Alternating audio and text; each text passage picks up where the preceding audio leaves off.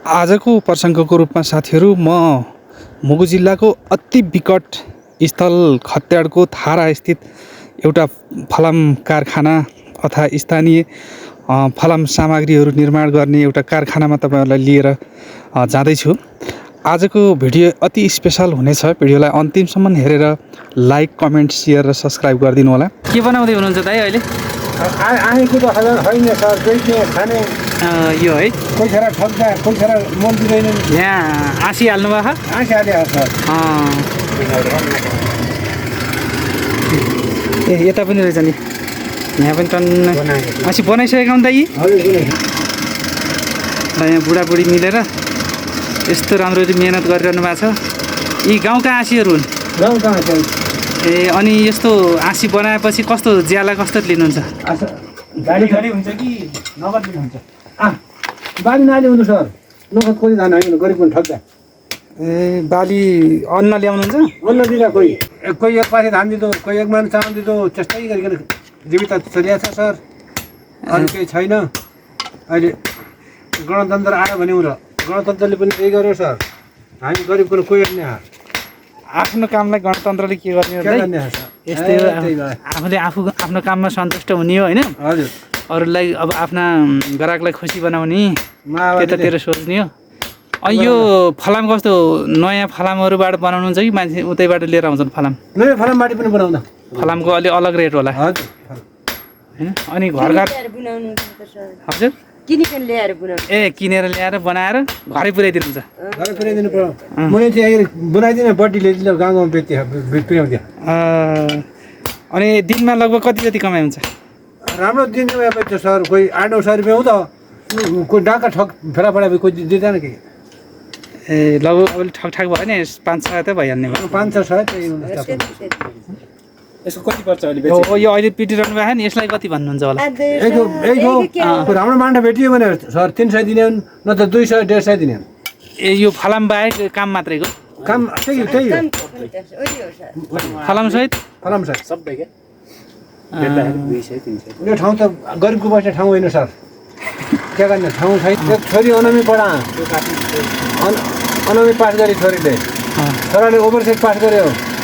अब माथि त्यो रोड्बी बाबु जागिरको त छोराले छोरी अनमी पास गरी काठमाडौँ त्यो आगको तयारी गर्न गएछ। आग भएकै त खा त अनि नभएको के? दुई छोरा एक 12 पास गरेर उहाँ काठमाडौँ छ, एक उहाँ काठमाडौँ मन्त्रालयको गाडी चलाउँदा खाइलो काम छोरो विदेश छ सर। अनि जस्तो यो तपाईँले कति वर्षको उमेरबाट सिक्नु भएको यस्तो? म त सर 22 वर्षको उमेरबाट सिकेँ। कोसितबाट सिकेँ? बुवाबाट सिकेँ। आफ्नै बुवाबाट? परम्परागत तरिकाले पहिल्यैबाट तपाईँको पुर्खाहरूले गरिरहनु भएको काम? मेरो पुर्खाले गरेको, बाजेले गरेको, बुवाले गरेको, अहिले म गर्दैछु सर। यही खेती छ। यसको अलावा के खेतीपाती पनि गर्नुहुन्छ? सिजनमा खेतीपाती गर्छौँ। ए के बाख्रा पाठा अनि यताउता पशुपालन छ कि नै? केही नै सर, बाख्रा पशुपालनहरू खालि एक हल गोरु छन्। अन्न किन्न पर्दैन? अन्न किन्नु पर्यो, अहिले म किनेको छैनौँ सर। किनेको छैन, यही गरी खाइरहौँ। यही गरी सिप्नु पर्यो त, किन्नु पनि पर्दो यो कि सिप गरेर खाइराख्नु सर।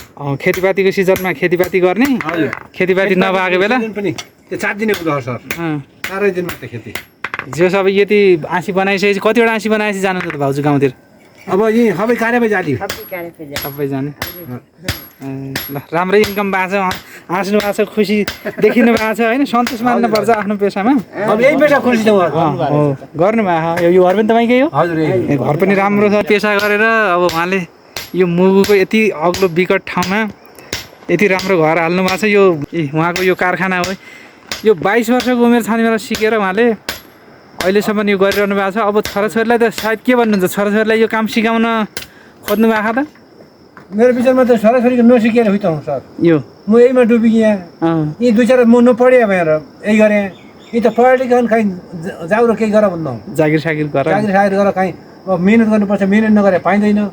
छोडिदैन सर, तर कान्छा छोरालाई सिकाउँछ। कान्छा छोरालाई सिकाउने भन्नुभएको? हजुर, कान्छा छोरालाई सिकाउँछ। किन उसले गर्छु भने?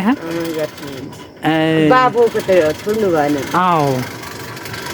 अब यसलाई अलिकति के समयअनुसार अलिकति बदल्न पर्छ हजुर होइन समयअनुसार अब पहिलाको र अहिलेको त एउटै छैन अनि अब औजारहरूको अनि अरू हुन्छन् नि यसो बुझ्न पर्यो के बजारमा कस्तो कुराको माग छ भनेर चिन्न पर्यो बुझ्न पर्यो परम्परागत तरिकाबाट गर्दै गर्दाखेरि हजुर तपाईँहरूलाई अलिअलि असन्तुष्ट भयो होइन अलि यसलाई सर यो ठाउँ मान्छे चिन्दैन सेवा चिन्दैन अलि फरक अब जस्तो अब यहीँ मात्रै सीमित नभएर हजुर तपाईँ अब यो बनाएर यसलाई यो सामानहरू बाहिर पठाउने उपाय गर्न पर्यो होइन गरिदिनु सर खुकुरी बनाउन पर्यो बनाउँछौँ ठुला ठुला लौराही बनाउँछौँ खोडा बनाउँछौँ काम बाहिर पठाउने हुनुहुन्छ भने कृपा गर्नु होला ल अनि जस्तो अब सिक्न कोही चाहन्छन् यस्तो भनेपछि के भन्नुहुन्छ तिनीहरूलाई कोही सिक्न चाहने मान्छेहरू यहाँ आएर तपाईँसँग सिक्न खोजे भने उनीहरूलाई के भन्नुहुन्छ हामी बाबु भन्छौँ म अहिले बस्छु सिकाइदिन्छौँ सिकाइदिनुहुन्छ सिकाइदिन्छु पैसा सैसा चार्ज पनि लाग्दैन चार्ज हात केही लाग्दैन चार्ज हात केही नलाग्ने